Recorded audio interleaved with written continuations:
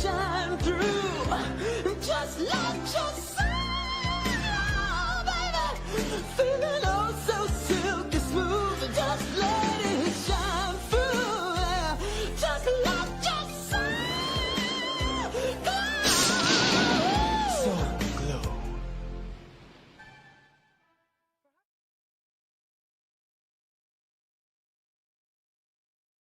That means that we punched our ticket to go try to win the Super Bowl, and that's it. We got one game at a time, starting at 1 o'clock on Sunday. Love y'all, boys. Love you. Love you. I'll go to war with every single one of you, every fucking game, all right? Love you, 1-7. Here we go. 1, 2, 3, 1, 2, 3. Win.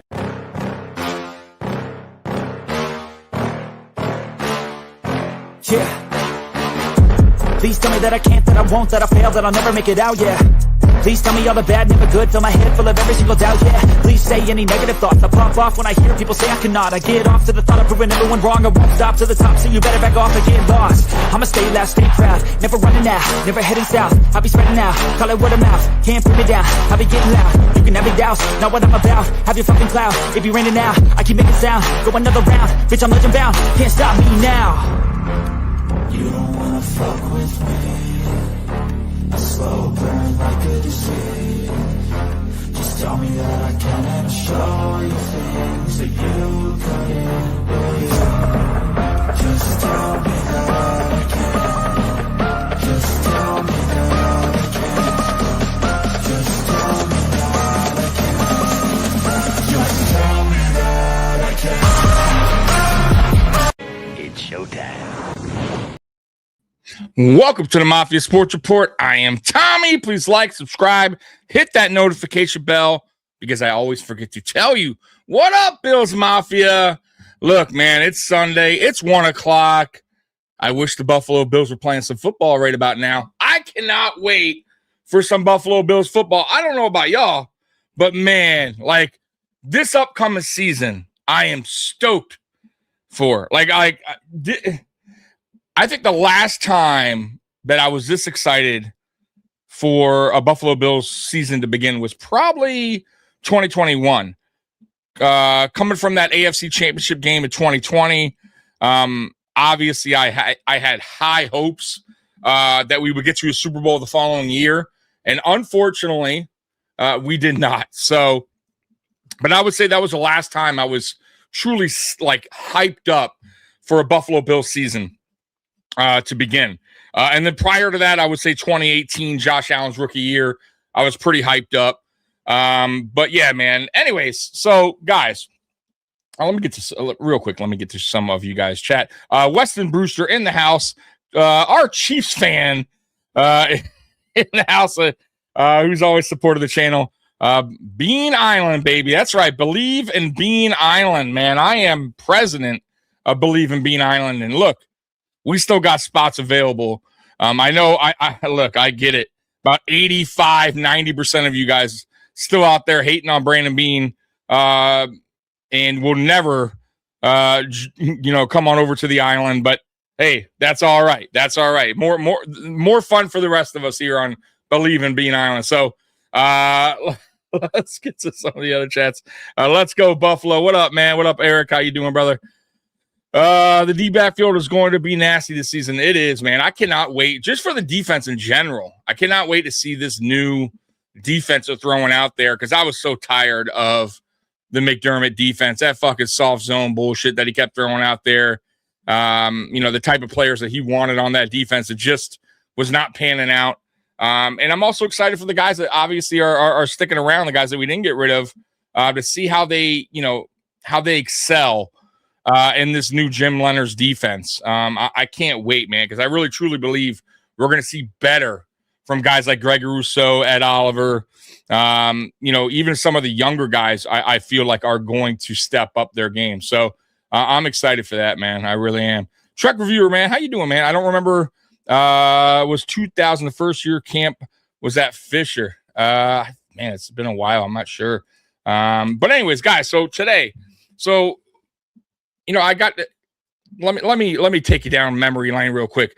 Years ago, I saw this YouTube show or this special they had called Down Drought. and I'm not sure if you guys seen it or not, but you're going to see it today, and you're going to see it for the next 17 weeks because why not, right? Now, you don't have to join me. If you find it boring, I get it. If you don't want to take a trip down memory lane through the drought years, I get it. I understand.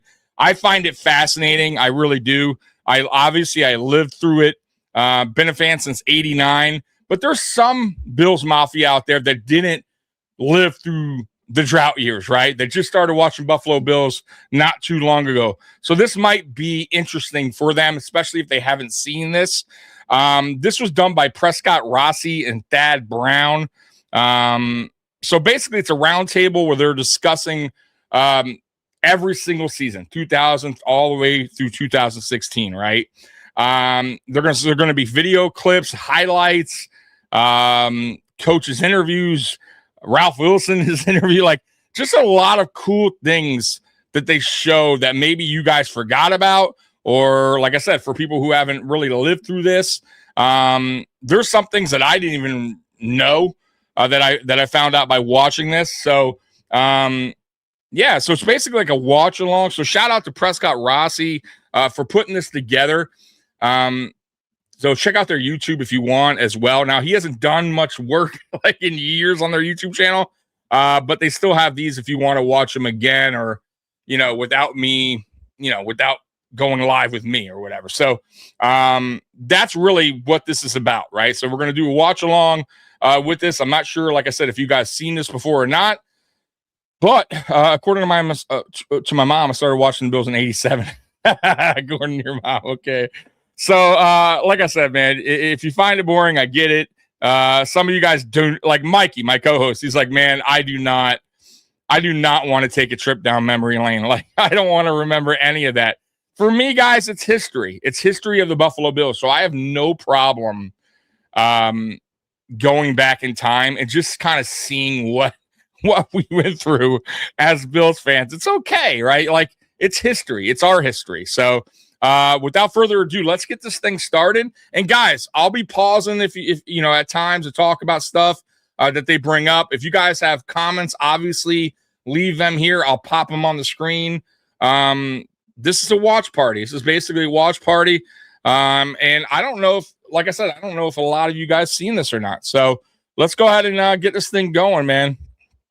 Let me pop it up here, and here we go, man. Let's get this thing started. Episode 1, 2000. A house divided against itself cannot stand. Flutie. Now, on Inside the Buffalo. Wait. Can't use that title. How about this? All right.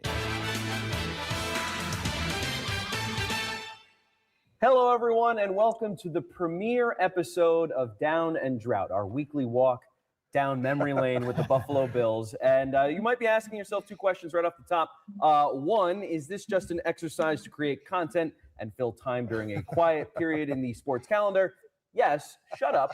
And two, isn't there already a drought podcast out there? The answer to that question is also yes. Our dear friends over at the Roostcast were the inspiration for this. They are doing a micro podcast, an episode for every game of the Bills drought. 17 seasons, 16 games a season, 272 podcasts. They're insane. We love them. The Roostcast. Go check that out. And now, I've never heard of the Roostcast. Have you guys? Maybe it's a Buffalo thing, or an old school podcast. I don't know if they're still around. Let me know in the chat if you guys heard of the Roostcast before. I have no idea what they're talking about, but apparently they did this long drought year podcast, and they went through every single damn game, which is unbelievable. Can you, like, this year is going to take us 17 weeks. All right. I'm going to do this every Sunday at 1:00. But just a heads up, next Sunday, I am filling in for somebody at work, so I am skipping next Sunday.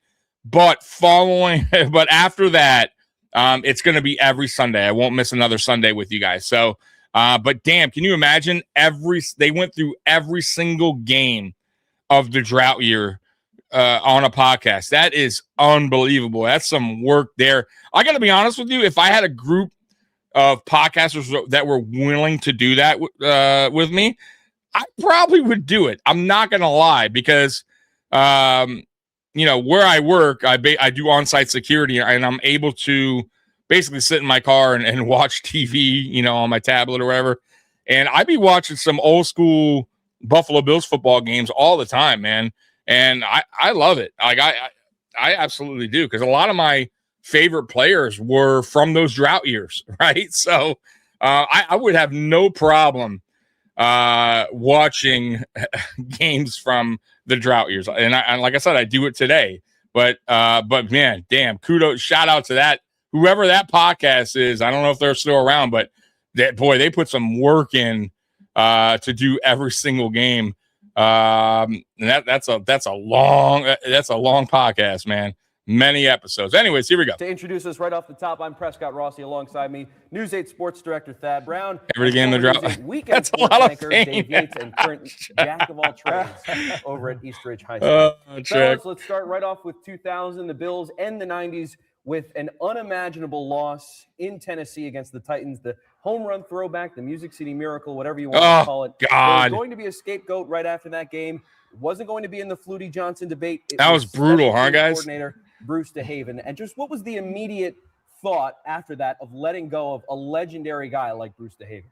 Well, I think once the stories came out about what was said and what happened and transpired on the sideline leading up to that play, he had to go.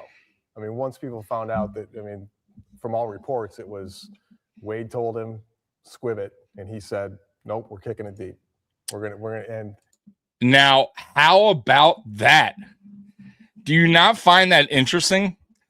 Does that not remind you guys of the 2021 season or the game against the Chiefs? 13 seconds, where McDermott and was it Abram? I forget the special teams coach, because they fired him right after, but where they weren't on the same page on the kickoff, right? And McDermott wanted to squib it, and he kicked it deep, right? Like, wow. And it led to a loss on top of that. That's wild, right? I mean, and this was a playoff loss. That was a playoff loss. Like, wild, right? Like, if it's going to happen, it's going to happen to Buffalo, and it happened twice. How about that? Like, wow. Like, see, I didn't know this. I didn't know about this, right? I didn't hear about this, right? So this is why I find this Down and Drought series interesting, because you're gonna hear a lot of things that you didn't know or forgot about, or like I said, if you're a newbie, to me, this is fascinating stuff. It really is. So it's just crazy to me that this happened again years later with McDermott and the special teams coach.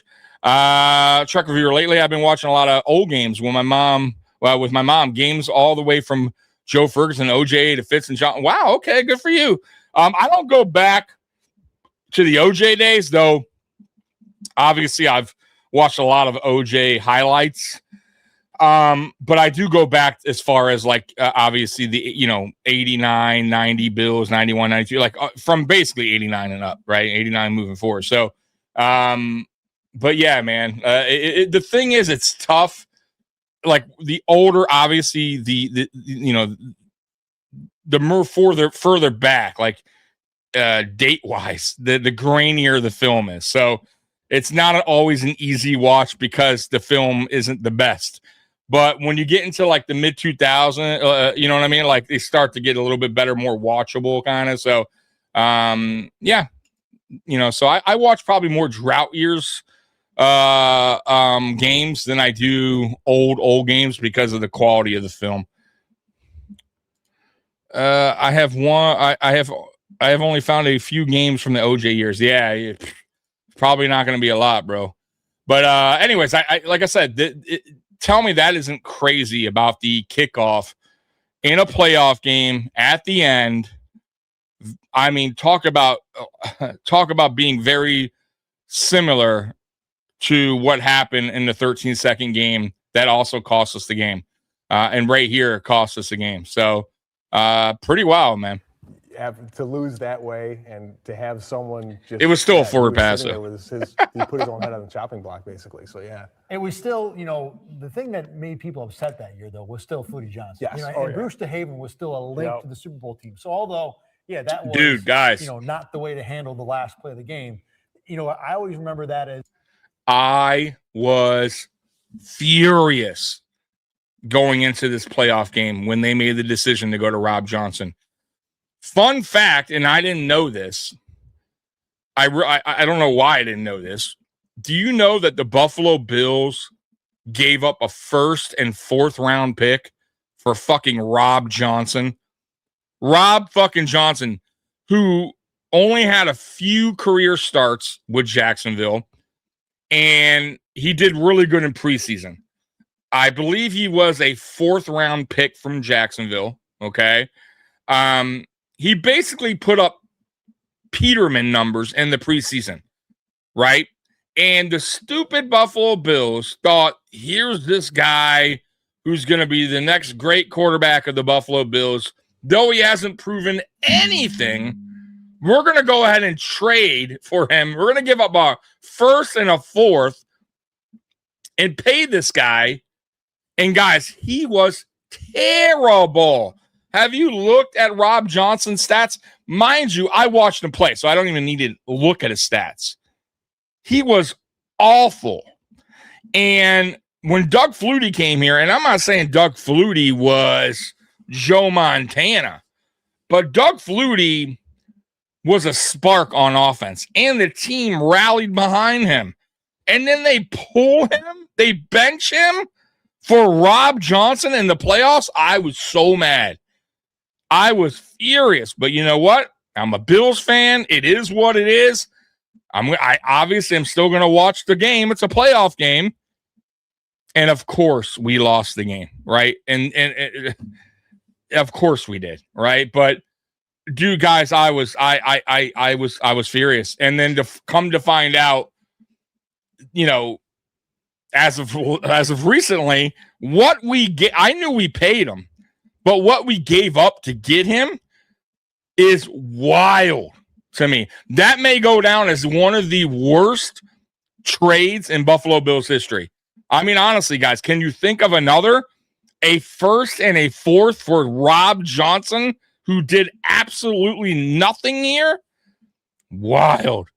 I think Rob Johnson was the 3rd best quarterback on that team behind Flutie and Van Pelt. He was terrible. I mean, he was about as bad as you can get, folks.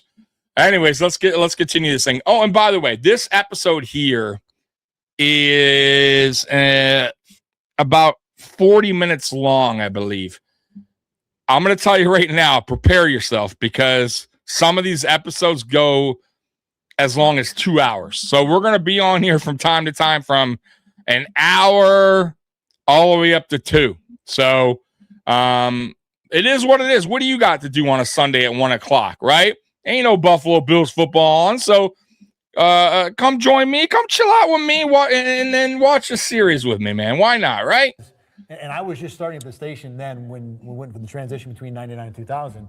But it didn't feel like to me that Bruce DeHaven was the scapegoat. Yeah, he screwed up, but it always went back to Flutie Johnson and why it was, even though Johnson had played well enough, more than well enough to win that game, people still would never let Ralph Wilson and by extension Wade Phillips live it down that they had gone with the wrong quarterback in that game. And moving forward from that, all the members of the Bills coaching staff stayed the same, along with Wade Phillips. There's this man, Ronnie Jones, comes from out of nowhere to become the special teams coordinator, but we'll get to him in a moment. The big news of the offseason, more Super Bowl remnants from that period are now gone. Thurman Thomas, Andre Reed, Bruce Smith all leave. There are only 5 guys left from the Super Bowl years. They are John Fina, Henry Jones, Phil Hansen, and of course your kicker and punter, Steve Christie and Chris Moore. The other thing that happened this offseason, the Bills moved their training camp from Fredonia to Rochester, and right as training camp started, there you go. St. John Fisher, Rochester's prodigal son, returns home from a stint as the weekend sports anchor in Binghamton. Thad, your first training camp. Thad your first Brown. week is right as the Bills open training camp at Fisher. Little did I know that I would be ushering in a brand new era in Bills football of terribleness and It's his fault. It's you. It's all you. Yeah, exactly. I like to say I am the record holder for NFL seasons covered without ever going to a playoff. But when you went into that season, the beginning of the year was about Rochester. Especially for us here in Rochester. Molds, baby. Open the gates, and if you wanted to come from Rochester, well, come on. But now we wanted to do something to pay back all their support, and to come here at this fine institution and be able to hold our training camp is a real plus for the Buffalo Bills. You went to camps at Fredonia. Yeah. So how much different was it coming here? Obviously, just from a convenience point of view. Well, convenience point of view is one thing. The coverage, obviously, it was off the charts, and every station in the market just went hog wild. We were there it was almost around the clock for the entire time they were there. Fredonia, it was just like you go up maybe once a week, get what you need, and come back. But the carnival atmosphere at Fisher, it was just such a spectacle, and the crowds just. You never got crowds like that at Fredonia. It was insane. We had We've been there for years, huh? It was like a RV, right? We had a small camper, and we actually had rooms in the dorms as edit suites. Every station had a room in the dorm where we go in and do the editing, and then you go out to your live truck and do your shows. I remember we had snacks out there. Snacks are important and very important. We did double sessions too. I mean, that was back before the CBA and everything. So you'd have almost every day a 10 a.m. practice and like a 2:30 practice. So you cover the 10 a.m. practice. Rules have changed, folks. You might have a story ready to go because you're not going to do a story at 6 from a practice that ends at 5 if you can avoid it. So you do your stuff at 10, you do your interviews, and then from like 12:30 to 1. I remember Dave would be editing. I'd be playing Minesweeper, eating licorice, just doing whatever to kill time because it was stupid to go home. You didn't practice in an hour, that you had to cover. So after training camp ends, week 1 of the regular season, the Bills thrown right back into the fire with the Titans. Tennessee this time comes to Orchard Park.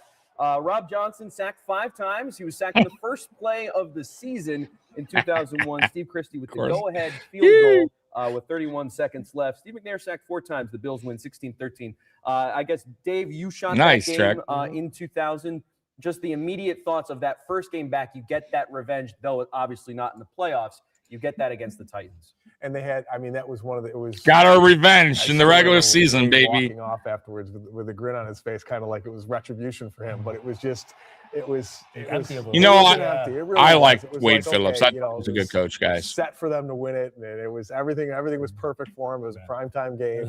It was home, so it was a great way to start things. But it by no means erased the memory of a few months earlier. And then a week later, the Green Bay Packers come to town with Brett Favre. And my favorite thing that I've seen from this game comes before the game even starts. And maybe you were there, Dave, but Jack Kemp, the former Bills legend, member of Congress, going back and forth on the field, goes to Doug Flutie, says, I love you. You're a great player. I love watching you play football. Walks across the field to Brett Favre and goes, I love watching you play football. You're great at this. I just thought, the consummate politician just schmoozing all over the field. Yeah. It was one of those. It was kind of neat, though, to see a guy like him. And, yes, a guy like Flutie, but a guy like Favre, too. I mean, to see the two legends like that really kind of come together. That's that was – sometimes the stuff before the game, and too, it's just like that's almost as special as the stuff during and after even. So the Bills take their 2-0 record on the road in week 2-0, baby. On the New York Jets in Giant Stadium, and this game is famous for a few plays that and a few names. Kevin Williams has a 97-yard kickoff return for a touchdown. Vinny Testaverde has a Hail Mary at the end of the first half that goes for a touchdown that ties the game 14-14. But the name, I'm just going to throw it out there. You guys just go. Chris Watson, 2 fumbles in the fourth quarter on punts that lead to a Jets comeback. They go on and win 27-14. Yikes. The story of Chris Watson for that year. There are so many stories from 2000. There's A1 is Flutie v. Johnson. Of course. A2 is probably the Indianapolis game, which we'll get to.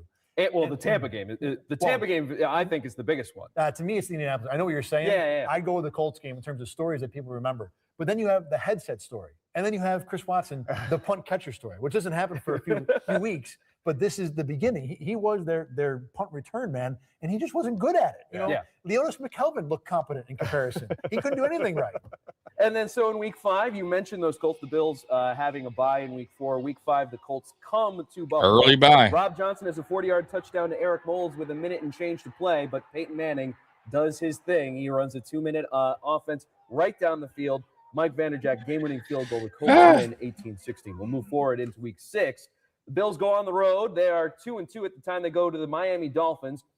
Sammy Moore recovered and returned for a touchdown by Sam Madison. Thurman Thomas playing in his only game against the Buffalo Bills. You remember that, guys. Later that ended his season. And I know, Thurman fucking Thomas went to the Dolphins. I mean, it just didn't look right. Right? It, like, him in a Dolphin uniform was terrible. Like, talk about just awful Hall of Fame Buffalo Bills player going to play for the enemy. I hated it. Thank God it was only one season. I didn't need to see it year after year, but that was bad. I wish Thurman just would have retired at that point. I mean, why play another year? Why go to the damn Dolphins too? A team that, like, we despise, man. The Buffalo Bills and Dolphins in the late 80s, 90s, you know, they hated each other.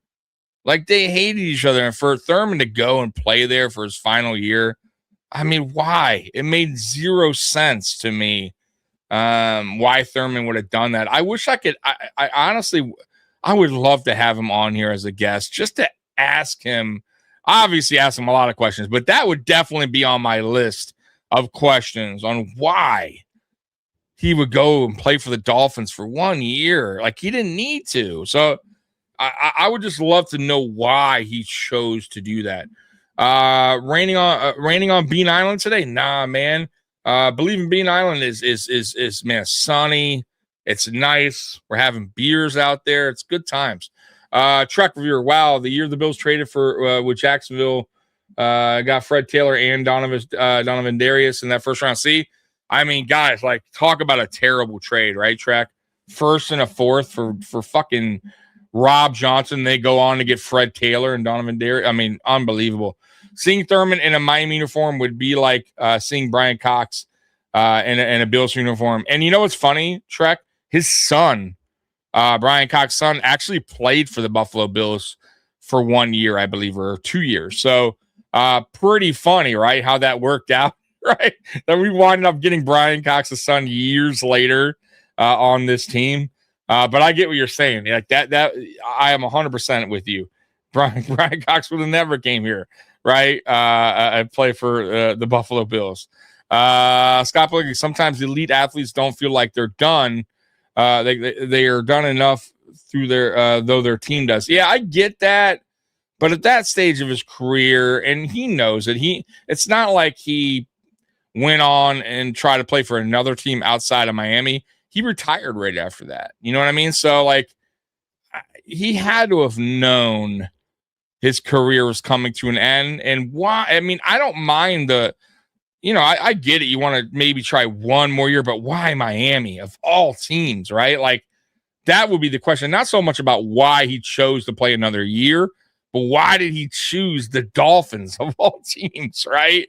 That's what I would love to ask him, right? Not so much why he chose to play one more season. You mentioned it a moment ago about Thurman and Reed and Bruce leaving the Bills, but what was that week like? Cheers, guys. Someone that you were so familiar and hey, with. Scott, what's up, brother? It was surreal. I mean, you kind of, Thurman was just the consummate Bill for so long. It was just, he was there for everything. And just all of a sudden, not only to have him playing for someone else. Oh, yeah. Bruce and the Redskins. That was weird, too. I mean, for the love of God, what are we looking at? But look at here, that. Right? So makes me want to throw up. It was bizarre. And back then, when you got ready for a Bills-Dolphins game, it was its own story. You know, disgusting. Come on, Thurman. Years, from 2000 to like 06, 07, 08, when it was Dolphins week, that would be its own story. I mean, kind of like Patriots week, it's not the same thing because it's a one-way rivalry. Yeah. But, well, it was for the Bills and Dolphins for a long time. Yeah, true. Yeah, I mean, coming out of there. At one point, they were 17-4 against the Dolphins. Yeah, so they dominated. Yeah, the whole Brian. So Trek, I get what you're saying about Bruce, and yeah, that was weird too. But my thing with Thurman and the Dolphins was, I grew up when I started watching the Bills in '89. And, obviously I was a kid. So in 90, I really started to become a diehard fan. 91, I started to really get live, breathe, Buffalo Bills football. I lived in South Florida at the time, and the rivalry was real, right? It was as real as it can get. You know what I mean? And I hated the Dolphins with a passion. And the Buffalo Bills hated the Miami Dolphins. The Miami Dolphins players hated the Buffalo Bills. So to see Thurman go there, it was just it was terrible. So I get what you're saying. It was weird with Bruce and Redskins, but Buffalo and Washington, we didn't have a rivalry. You know what I mean? They beat us in the Super Bowl, but who cares about that? That was, you know what I mean? It was just different with Thurman and going to going to Miami. They didn't make the cash they do today, Tommy Thurman. No, I get it, Scott. You're missing my point. It's not about him playing one more year for maybe one more bag of cash, or even just to see if he still has something left in the tank to offer a team. I'm saying, of all the teams that he could have went to, the Dolphins, you know what I'm saying? It's like I'm saying it with Bruce Smith. It was weird to see him in Washington, but I didn't go, oh man, it's terrible. I hate seeing it. You know what I mean? With Thurman and with the Dolphins, you know what I mean? Was just, I don't know what to say, man. It was ugly. I hated it. And it would be like Josh Allen, even though we don't have a rivalry, it's a little bit different now, Scott. But if you saw Josh Allen later in his career go to the Dolphins or the Patriots, it would just feel weird. And now Josh went and played for, the Saints. No, but you know what I mean? It's different. But I'm just going back to the rivalry, right? And that time it was just different. And of all the teams for him to choose, that was the one. I'm like, why Thurman? But I get what you're saying. Thing, Right, it was just there were just so many moments from that. You could start, when you went in on Wednesday to get ready to do media day for a Bills Dolphins game. At that time, you just said, "All right, Dolphins week. What do you talk?" And that's all you had to do. Yep. So the Dolphins win that game 22-13. The Bills dropped to 2-3. Players only meeting during the week as they welcome in the San Diego Chargers. Can you imagine? The Chargers were winless at that point. Rob Johnson has a career high, 321 yards, completes 29 of 47 passes. Holy shit, Rob Johnson played good. Recurring theme with Rob Johnson. He also bangs his hand, separates his shoulder in overtime. Neil Smith, of course. So Flutie comes in, and the narrative just so overwhelming. Of course he did. Comes Doug Flutie in a game where Rob Johnson gets beat up, knocked out. Oh my God! The Bills to a game-winning field goal in overtime. Bills win 27-24. They're now back to 3-3. The story I always tell from that year, and this is a little more personal than Flutie Johnson, but the Flutie Johnson story was every week, and it was, how did Wade use him, and why did he put him in here? And Rob was out for a while with the injury, and Flutie played well, and there really wasn't back and forth, but there was a little bit. So I'm a first-year reporter at the station, and we're doing a press conference with Wade, and I'm standing in the back where the cameras were, and the Bills media setup is still the same, where all the cameras are in back, and you have reporters and tables in front. So most of the time, the reporters sitting in front will ask the questions. Well, this one conference, I had a question. I said, Wade, what was the new guy? Exactly. Excuse me, coach. Back in the back. Yeah. Can you hear me back here? So it was a question about Flutie Johnson. It wasn't particularly aggressive, but it wasn't a softball either. It was about usage. So Wade looks at me after I get done and ask my question, and he says, "Are you a reporter?" Wow. And Scott the Bills media relations director for the longest time, standing next to him, said, "Oh yeah, he works for this station." And the other thing you have to remember about this time is this was still back in an era where reporters were reporters and cameramen were cameramen. Yeah. So you didn't have a lot of what we have now, where everybody's doing social media and all that. People are asking questions like this. We were kind of the ones that were the two of us were the ones that were kind of bridging that gap. We did that then. We were still reporters and photographers then, in an era where we were maybe one of four in Buffalo and Rochester combined. And now there's probably 3 or 4 people that don't do both in both markets combined. So Wade looks at me after Scott confirms that I am a reporter and does give me a basic answer to the question. But, at that point, I thought I had ticked off the coach. I'd never work in Buffalo again. So the Bills, they win this game in overtime against the Chargers. They're back to 3-3. They take Flutie and company on the road to Minnesota.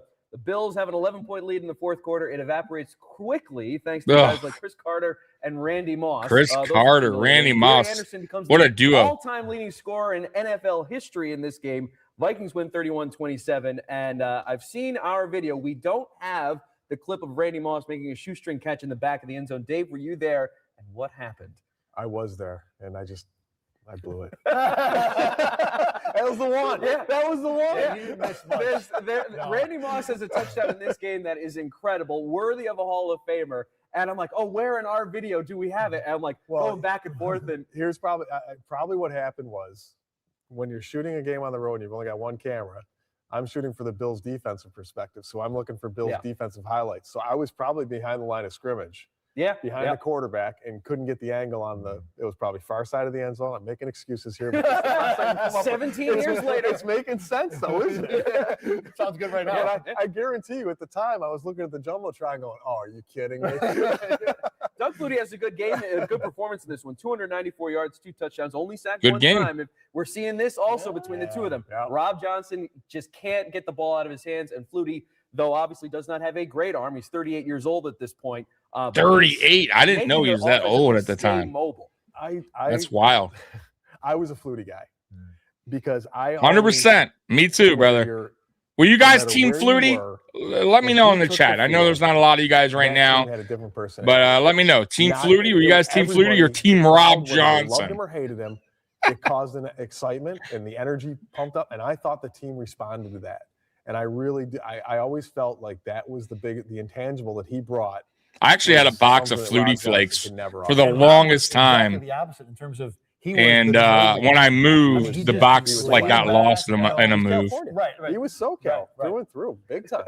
But is that so bad that he was SoCal? I felt that Rob if he got more criticism than he may have deserved. He probably did, just because I don't think he ever was. I don't think the Buffalo fans ever fully embraced him. Not me. Well, and even his supporters. I hated him. But I hated him. Look at him; he's a better quarterback. Yeah, but Doug was just. I mean, he had it. He had that it. He had the it factor. So week 8 in 2000, man. lose in Minnesota 31-20. We got a super chat here, man. Let's go ahead and pop this thing up real quick. Let me every super chat gets a Bills train horn. So I'm gonna go ahead and pop that up real quick for you, Ray Hook. Real quick. Appreciate that. Thank you very much.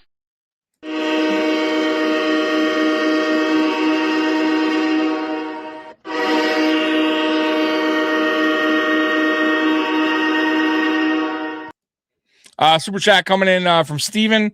I'm more optimistic for this season than I have been for the last 4 years. I can't wait to see what they do during the draft. I think it'll be great. Steven, man, dude, I said that to start the podcast. I think this is the most excited I've been since the 2021 season. Because obviously we went to the AFC Championship game in 2020. And I felt like, man, we were destined to go to the Super Bowl the next year, right? Like, we were on the right path. And unfortunately, it just didn't go that way. But I'm with you, like 100%. Like, what's not to be excited about the 2026 upcoming season? You got a new coach, new coaching staff, right? A new set of players, a new defensive scheme, brand new stadium, grass field. Like, there's a lot to be excited about coming up in the 2026 season.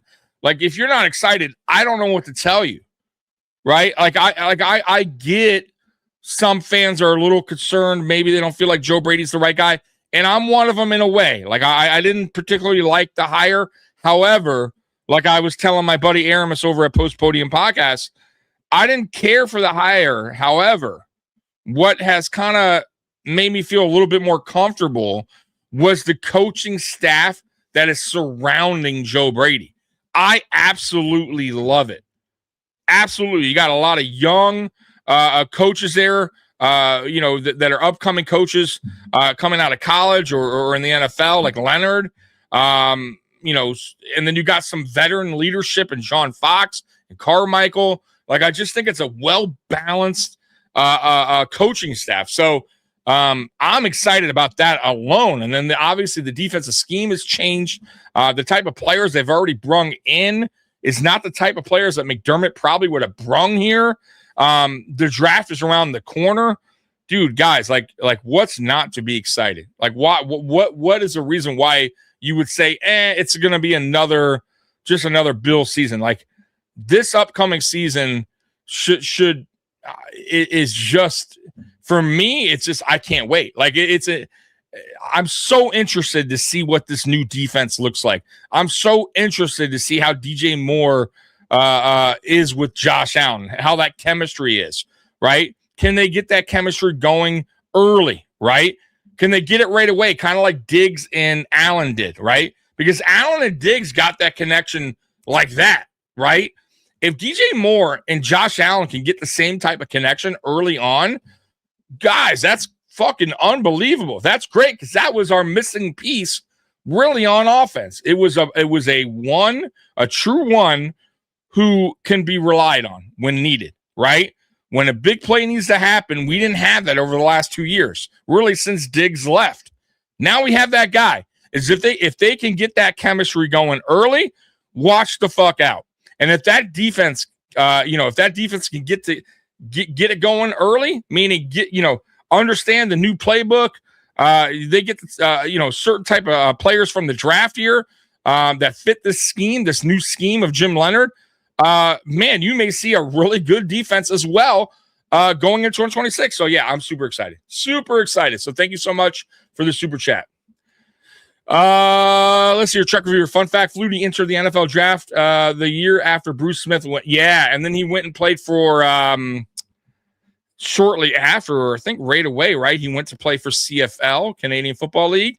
I believe he won a Grey Cup there, or two, if I'm not mistaken. But damn, I didn't know he was 38 when he played for us. That's wild. I really didn't know that, guys. I until now. Because I haven't watched this in years, this series that we're watching today. So, like I said, you're going to learn some things here, or things you didn't know, or maybe you forgot about.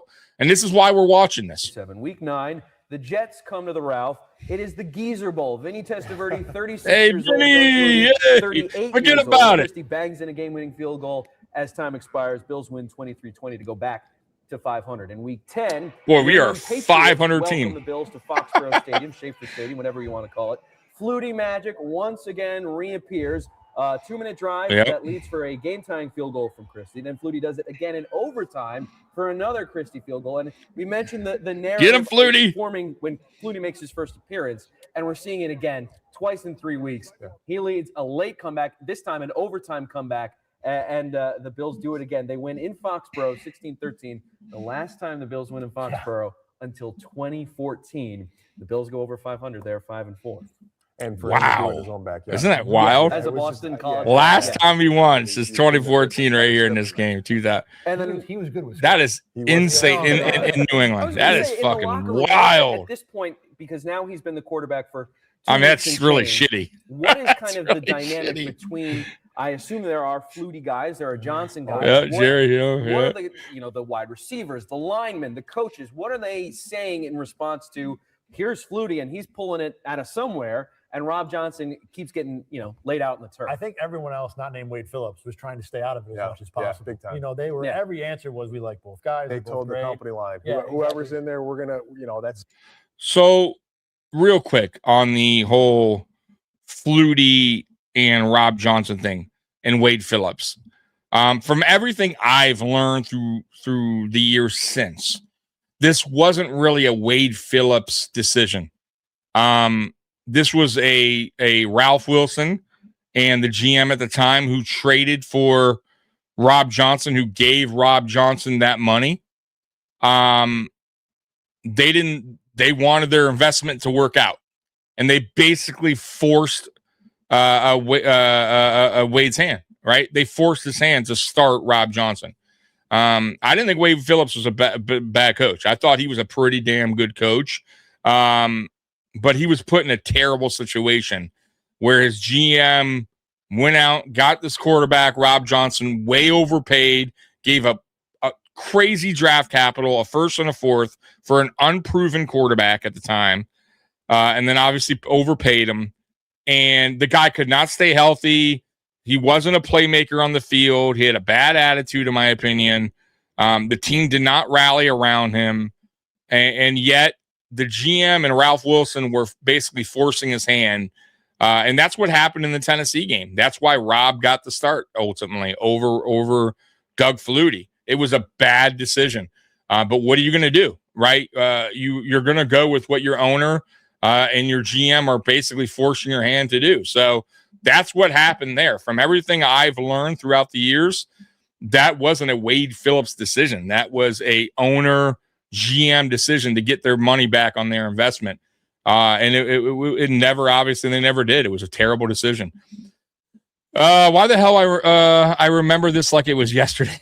Yeah, some things I don't, but I'm with you. Like a lot of these things it's gonna pop up and you're like, I remember this. But there's gonna be some things, guys, when we go throughout this 17-week process of the drought years, that you're gonna be like, damn, I don't remember that. Like, or I don't recall that. Like, this is why I wanted to do this with you guys, because it's pretty damn cool once you guys get to see a lot of behind the scene things, a lot of things maybe you didn't hear about.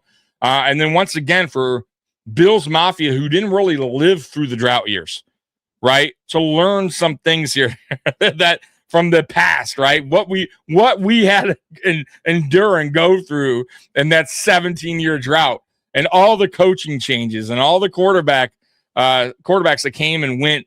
It's wild. It really is, man.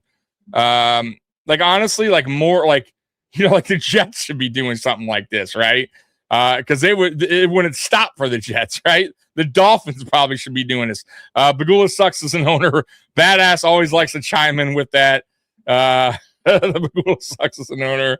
I get it. All right, let's continue, man. Let's continue this thing. Glad to have you here, Badass, man. But you could definitely tell that there were guys that were just on one side or the other. And the other part of it too is Flutie was the politician. He was the guy. To Rob credit, he did win us the game. I was 16. And he was always the more devious guy. Way to go, Rob. People love Flutie, but in terms of the personality, he was.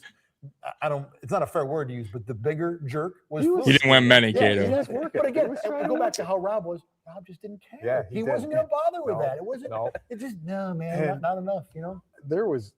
I'm sorry, but there was just a palpable dislike between those two. Oh yeah. They did not like each other on a professional or I really believe on a personal or professional standpoint. And they we'll did not. They didn't. Rob Johnson they barely talked, guys. Like there were times where he had that back and forth with Flutie where it was. I mean, he wouldn't go into too much depth, but he admits that they did not get along throughout their tenure in Buffalo. Week 11 in 2000, the Bills welcomed the helpless Chicago Bears into town.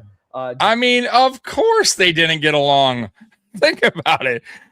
Doug Flutie goes in for Rob Johnson multiple times up until that point, right? When Rob Johnson can't stay on the field, he was constantly hurt.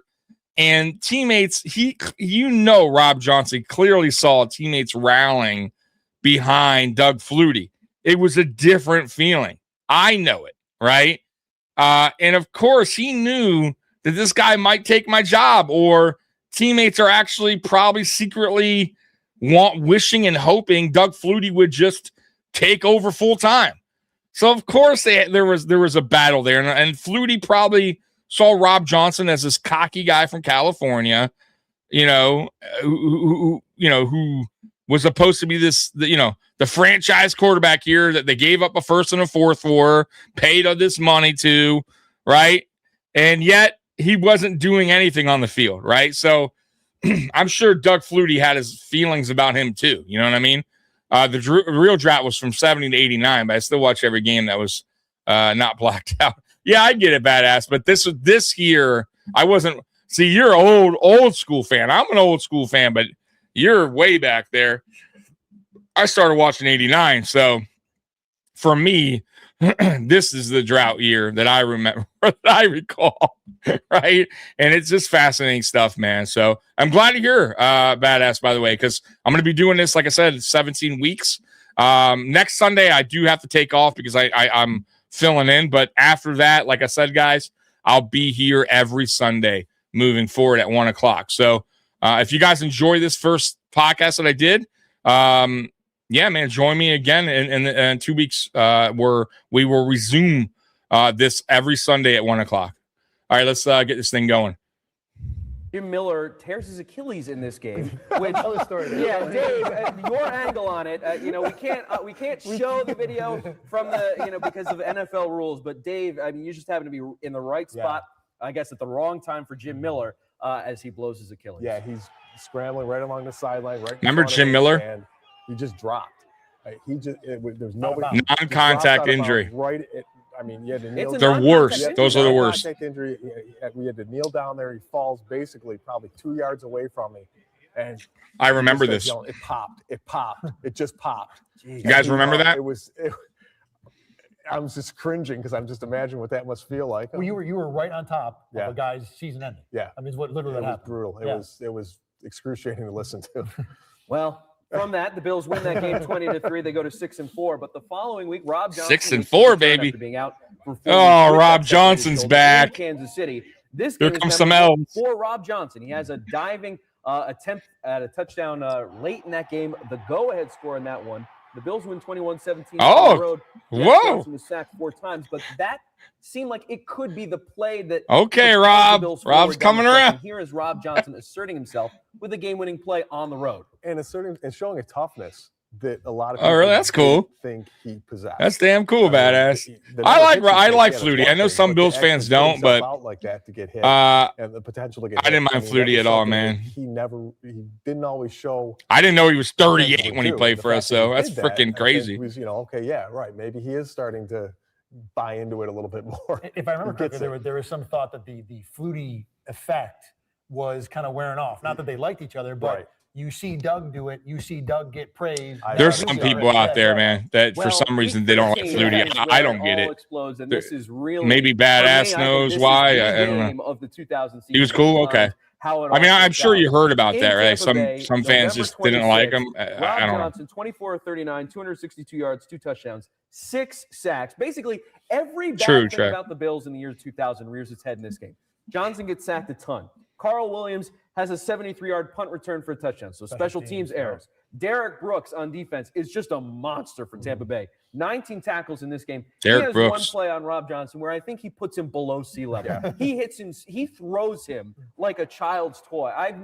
You don't see that type. Look at Rob in the NFL. Yeah, exactly. It would be a million penalties. Rob's that happened done in that game. Then of course the injury bug rears its head as well. Oh my Sam God. Coward, Keon Carpenter, Sam Rogers, all done for the season in this game. Though the Bills outgained the Bucs 433-180, it is Tampa Bay with the win, 31-7. How the hell do we lose? And that, looking at that video again. Oh my God. The Coward injury to me was huge, and it looked, like he came off like there was nothing wrong, like he just maybe stubbed his toe or something, because he walked off without a noticeable limp.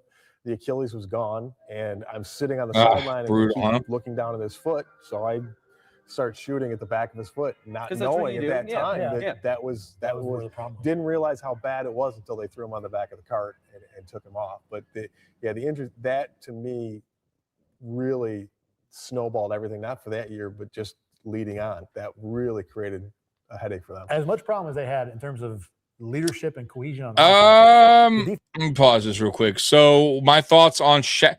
I wouldn't mind Shaq. I wouldn't mind either one, but I kind of don't want to kind of recycle or kind of just keep going back to the old. I wouldn't hate it, but I would hope they look elsewhere first or do their homework first on maybe somebody else. Shaq would be interesting, but I think Shaq wants to get paid. Matt Milano, he could take a discount and come back.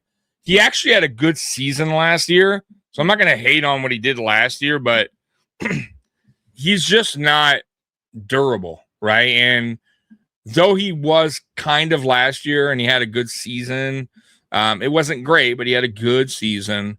I have to look at the remaining free agents and linebackers, but I would like for them to kind of go in a different direction rather than bringing back former players. I mean, that's how I see it. But once again, I wouldn't be upset. I want to be here, punching the wall or anything about, Shaq Thompson, signing with the Buffalo Bills or Matt Milano. But I wouldn't be also like, lighting fireworks outside, right? Like the excitement. That defense was sick. Cowart, man, what could have been? Yep. Cowart couldn't stay healthy. He was a great pick. Absolutely. John Butler was a nice GM. It was crazy times, man. All right, let's continue this. By the way, like I told you guys earlier, some of these episodes, and this one's kind of shorter, but some of these are like up to 2 hours. So, and there's also, from what I remember watching these years ago, there is going to be, as we continue to go on, there's going to be more clips and press conferences and stuff like that. So it does get better. This one here is more of them just talking at the round table. But this will get more and more interesting and more clips being shown. So prepare yourself. Could you imagine if we had both Reich and Flutie backing up Kelly in the late 80s instead of Reich? Yeah. No, I hear you. Flutie was, man, God, he was different. Yeah, he wasn't greatest arm, but he was just different. Linebacker Right. year, He called the signals, right? An absolutely phenomenal game leading up to that. Yeah. He was dominant in that And he game. was still young and ascending too, to Yeah. where he hadn't reached what it seemed like his peak would be. Right. So this was a guy where you're like, wow, we might really have something at linebacker. And then he does the Achilles in this game, and then continues to get hurt. But at that point, you had an offense that seemed to be in chaos because he couldn't figure out the quarterback. The defense was set, but then the leader, the head of the snake, gets chopped off for the rest of the year. Yeah. And then in the aftermath of this loss in Tampa Bay, Wade Phillips is asked about his special teams. He says that Chris Watson is the most reliable guy on special teams, and then has the famous quote that is still talked about 17 years later when describing Chris Watson. He is not a punt returner, end quote. He is a punt catcher. It was terrible. What was what is going on with that? Media room, what is your response at that moment? And then you just go back to that line every week. You just beat that line into the ground because that's the play. That's what you do as a member of the media. You have a head coach saying something that is so insane. Yeah, not sure he was here thinking he is there. just throwing himself on the sword. I still remember when that was said. I was in the room when that was said. And the moment he says it, you could, the whole media, no one looked at each other before looking at Wade. Yeah. But you could just tell everyone was Punt on the catcher. floor, like, really? This is what we're going with now? And then the second part of it is that, of course, Wade says it. We immediately run in to find out what Chris Watson Yeah, said. badass. I agree. Chris I remember Watson those never looked times. More unhappy It was getting bad. than when we came up to him after the punt catcher interview. Mhm. It was, and now he wasn't good at it. He deserved to get cracked for it. Yeah. But oh my goodness. Could you imagine with Twitter? Oh, I know. Someone said that. Oh my God, they would be killing Everyone him. is just pounding away. Yeah. Incredible. And that Tampa Bay game, obviously, for the points we just mentioned, very important. There is an NFL moment during this week in Week 13 of 2000 that cannot be overlooked because a few hundred miles north of Tampa Bay in Detroit at the Silverdome, the Lions are in the verge of kicking the Silverdome. tar out of the New England Patriots. And in the second half of that game, a man by the name of Thomas Brady, I hope I'm saying that right, is making his NFL debut. I'm sure nothing would come. Wow, forgot about that. Week 14, the start of December, the Bills welcome the Miami Dolphins. It's Dolphins week once again. You think maybe, okay, that game in Tampa Bay, obviously everything went wrong for the Bills, but if they can have a bounce-back game against a hated rival like the Dolphins, maybe that will spur them on for the final month of the season. Well, this is we're talking about the drought for a reason. The Dolphins score the first 30 points of the game, and it was never a contest. Dolphins win 33-6. Yeah, it was. Whooped our ass. No. The worst home Locked that loss one in out. 8 years for the Buffalo Bills. And how do they follow up the worst home loss in 8 years? How about the worst team loss since 1987 when they go into Indianapolis on Monday night, a national TV audience, and the Colts win 44-20. I remember that was Ugh. that was a brutal game. I just remember we're all looking at each other on the sideline. Is this really happening? I mean, you knew the team was in trouble. Bobby Wagner, yeah, to just maybe. get embarrassed like that back-to-back weeks was just And you can't unbelievable. You can't overstate enough about how different the feeling of the Bills was then. Yeah. Losing by 3 touchdowns now is like, it that's happens. week 4, Right. But then it was what are we watching? Right. And of course, the big part of that week was the lead up where Wade Phillips said, we're done. They were 7-6. The Colts were 7-6. Everyone was billing it, maybe the Monday night broadcast team, because they needed something to pump the game up, as an elimination game. And Wade pretty much came on set on Wednesday, no, we don't have a chance, even if we win. Yeah. And the funny thing was, I remember listening to that, and my first reaction was, oh, he's right. Yeah, they're even at 10-6, they're not making the playoffs. No one thought that either team had a chance, even with a win. But the more you thought about it, the more you realized that, well, why is the coach saying this? Yeah, You're still alive. You can't say that. And You especially never know. after hearing 10 years of 4-7 Bills teams say, we still have a chance, So for them at 7-6 to say we're done, it blows you away now. But I do remember at the moment, I thought, oh, yeah, he's right. No big deal. It turned out to be wrong because the Colts make the playoffs. But yeah, 44 points allowed most since week 3 of 1987. The Bills officially eliminated from the playoffs with that loss. And Rob Johnson, we talked about the sacks thing. We should have like a sack counter here. He's sacked 8 times in this loss in Indianapolis. Wow. Just mind-blowing stuff. Week 16, the New England Rob Patriots Johnson down now. The Bills could not move in the obviously, pocket very well, folks. Here's the weather game, the classic late December weather game. 8 times. Ralph Wilson What Stadium. the fuck? 50-mile-an-hour winds. The King What game up, in the Bob? How passing you doing, brother? was just abhorrent. Christie has 2 field goal attempts blocked. Vinatieri has a field goal. Oh, look at 4. Christie. Jeez. Johnson crushed by Greg Spires in this game. Of course, Rob Johnson's crushed. We talk about how things are different from 2000 to 2017. The Oh, response to my head God. injuries is obviously the most noticeable one when you watch. Man. Yeah, because it wasn't the gets best thrown there. around. But After Rob the could game, not move. Phillips called it a slight concussion, no more than a headache, and which is kind of like, oh yeah, no, well, Yes, they were, and, Bob. and then he'll be back. We're going to be Johnson covering wasn't back for the 17 final weeks game of it, by the season, way. But that game, just a brutal game in the snow. There's a great shot, which we can run, of John Kutchko trying to shoot a stand-up in the snow. The elements today were more suitable for the Alaskanite. Wow. Typical Buffalo weather right there. 3, 2, 1.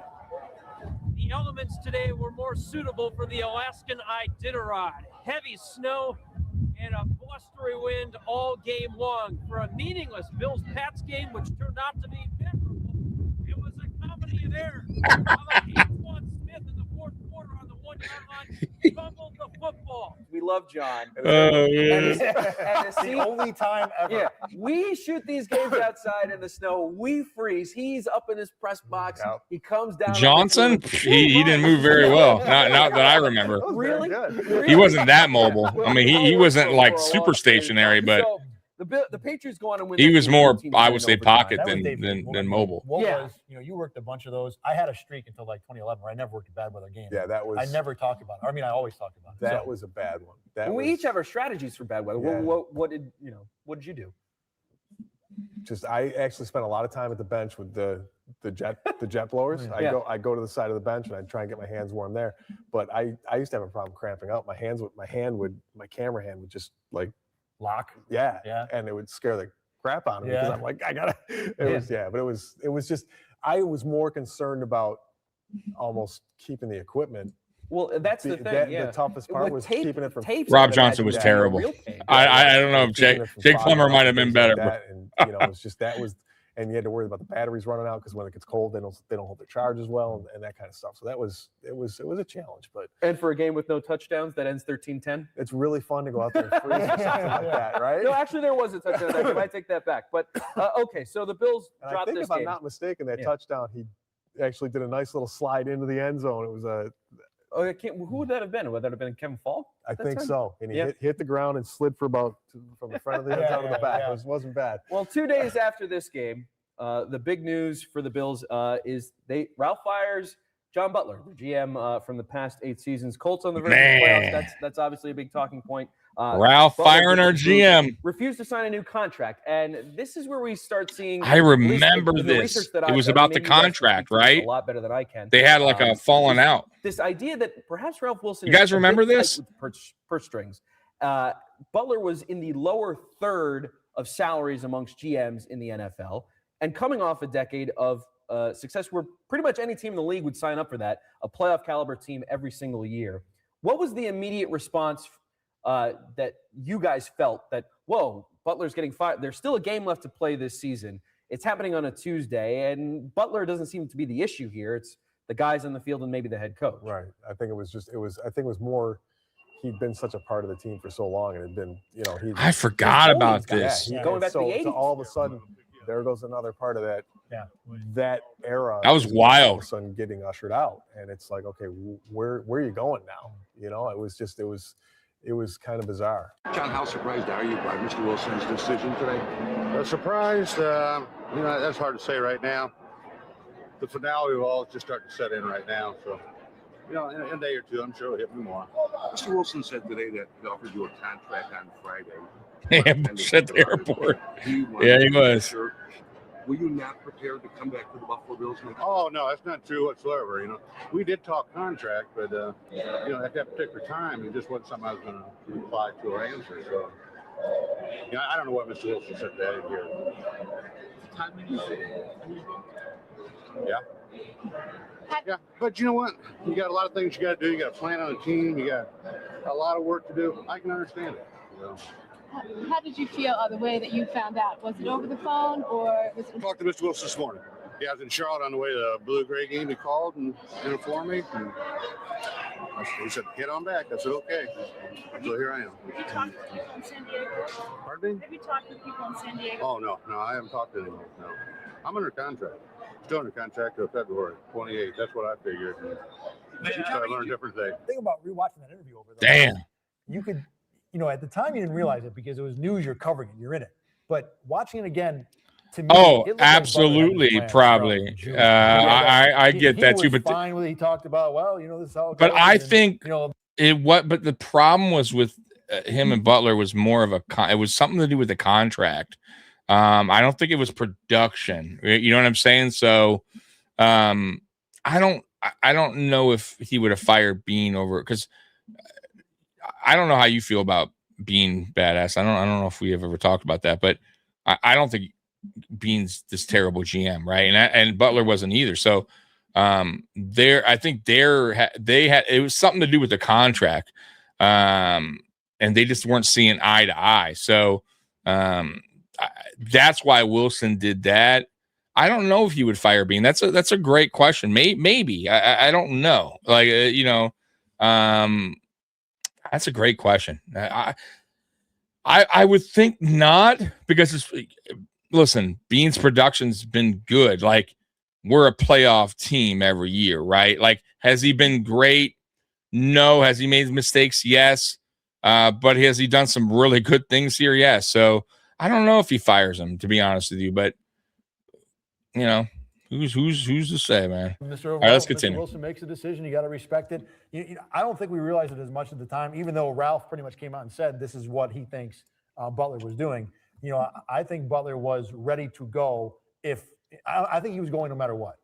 Outside of Ralph Wilson dropping $1 billion in front of him, he was going to go. See, I think it was about money. You mentioned Ralph. His press conference after firing pretty John sure. Butler is one of the more bizarre press conferences I've seen, especially from someone in his position as owner and team president. This is a release from me.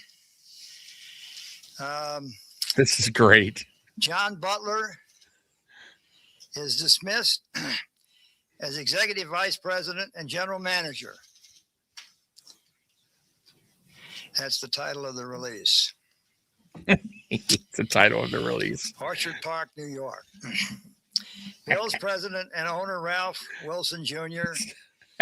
announced today that John Butler has been dismissed of his duties as general manager of the club, effective immediately. I am announcing today that I'm dismissing John Butler of his duties as executive vice president and general manager of the Bills. Wilson said the move is effective. Wilson said, "Are you guys catching this? Like he's So he's reading this thing that someone clearly wrote for him, and it's saying." Like he's not supposed to be reading the part where it says Wilson said, right? So like he's just basically reading over this script that somebody obviously wrote for him, right? And he's just reading over parts that he shouldn't be reading. Like Wilson now talks. It's funny, man. Let me go back a little bit. I don't know if you guys caught on to it, but you can see he's clearly reading off this paper, the sheet that somebody wrote for him. It's fucking great. As executive vice president and general manager. Ralph. That's the title of the release. That's the title of the release. Orchard Park, New York. Orchard Park, New York. Bills president and owner Ralph Wilson Jr. announced today that John Butler has been dismissed of his duties as general manager of the club, effective immediately. Oh my God!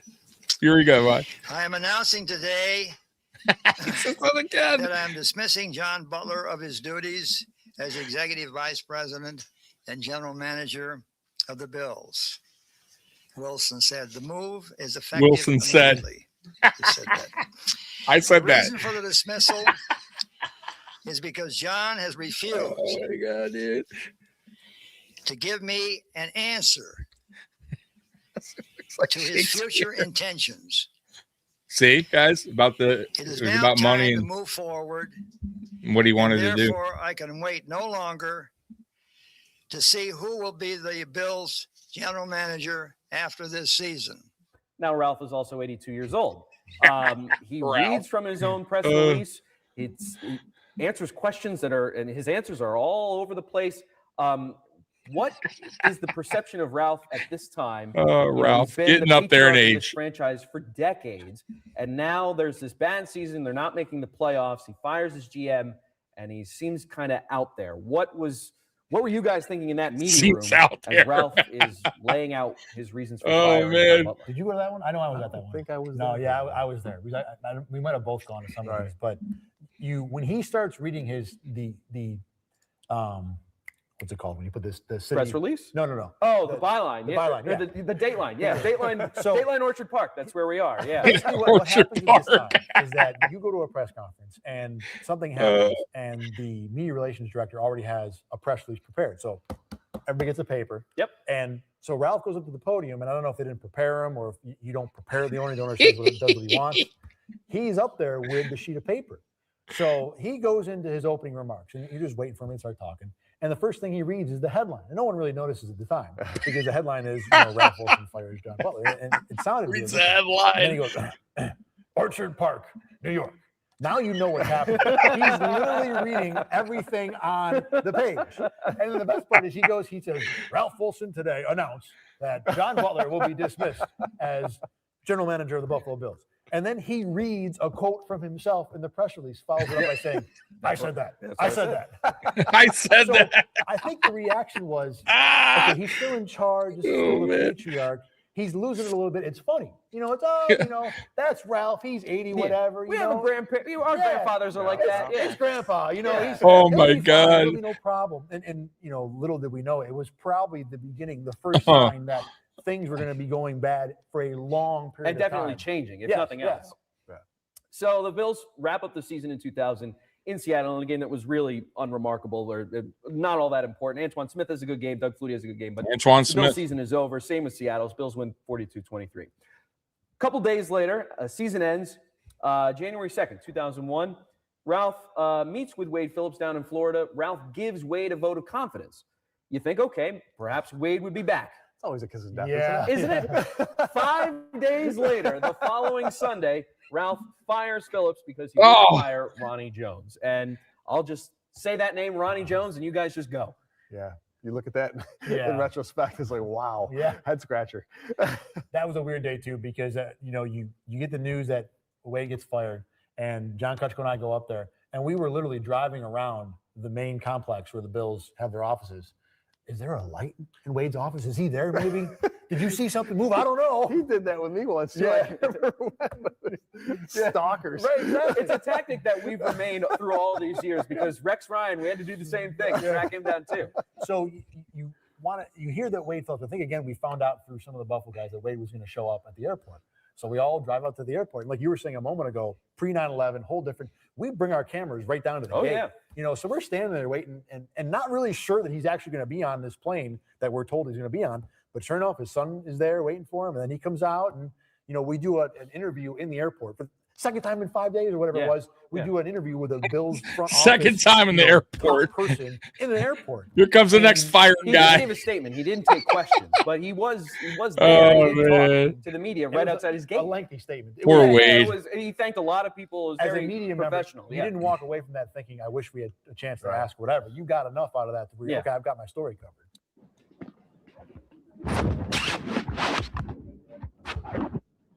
Gosh. First of all, I want to thank Mr. Ralph Wilson for giving me the opportunity to coach the Buffalo Bills. I'm especially proud of my coaching staff and proud of my players whose 29 wins represent 6th in the NFL and wins in the last 3 years.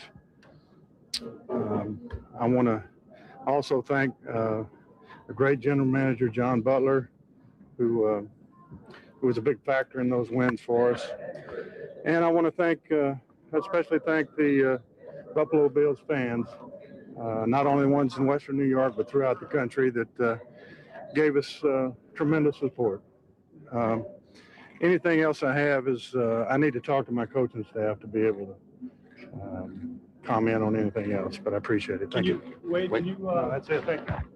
All right, so that was the year 2000. They made a This is statement. pretty fun for a first episode out. Relive some memories, tell some stories, but to also give the media perspective from these seasons where the Bills missed the postseason, because anybody can go out there and talk about these seasons. You can look at a box score, and a lot of people watch these games obviously on television and in person, so they have their own memories of it.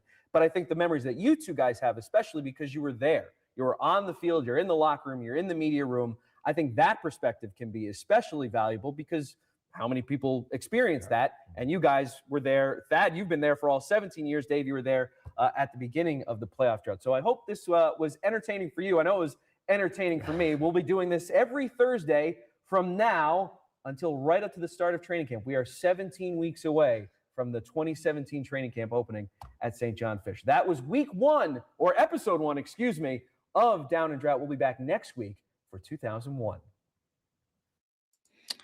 All right, guys. So that's the first episode, man. I hope you guys enjoyed that one, man. Where am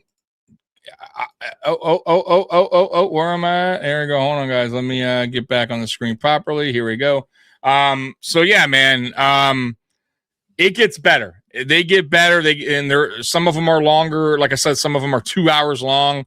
A lot. You're going to see more clips, more interviews, stuff like that.